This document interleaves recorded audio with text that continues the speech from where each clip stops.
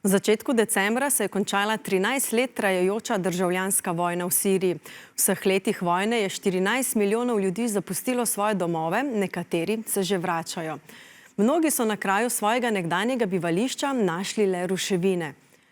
Mi smo obiskali družino 15-letnega Vasima in 14-letnega Jada, ki je pred 8 leti iz Alepa v Siriji prišla v Slovenijo.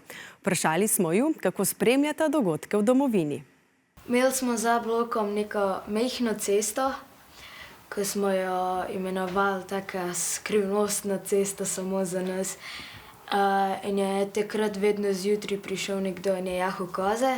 S kredami smo risali po tleh, smo brcali žogo. Pogrešam, kako smo se igrali tam. مرحبا أنا وسيم ومرحبين ببيتنا. Marhaba, ana Jad u hada vedna.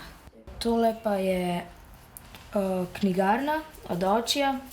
Ta slika je takrat, ko so odprli to knjigarno. Te knjigarne ni več. Pred 13 leti se je v Siriji namreč začela državljanska vojna, njuna družina pa se je po 5 letih preselila v Evropo.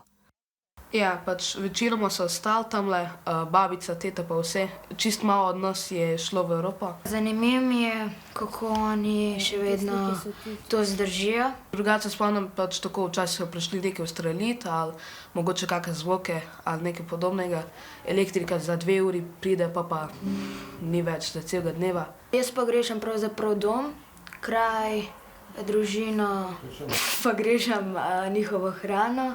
Zdaj mislim, lahko naredimo tukaj, ampak ni tako ful enako. Najbolj pogrešam babico. 1 leto nazaj mi je nažalost dedek umrl. Nažalost ga nisem videl tako že 8 let, pa ga nisem sploh mogel. Zato sam bi reče videl mojo babico, sam še enkrat. Torej, skoraj cela Sirija je vesela, da je Asad šel.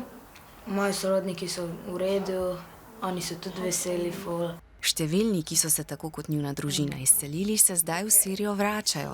Tudi Vasim in Jad bi se rada vrnila, a ne zavedno. Ne, živeti pa ne bi hotel. Navadil sem se kle za šolo, navadil sem se kle z jezikom, s pisanjem, navadil sem se kle kraja, zdaj poznam vse. Ja, bi rad kar kle ostal, sam bi šel tudi na obisk.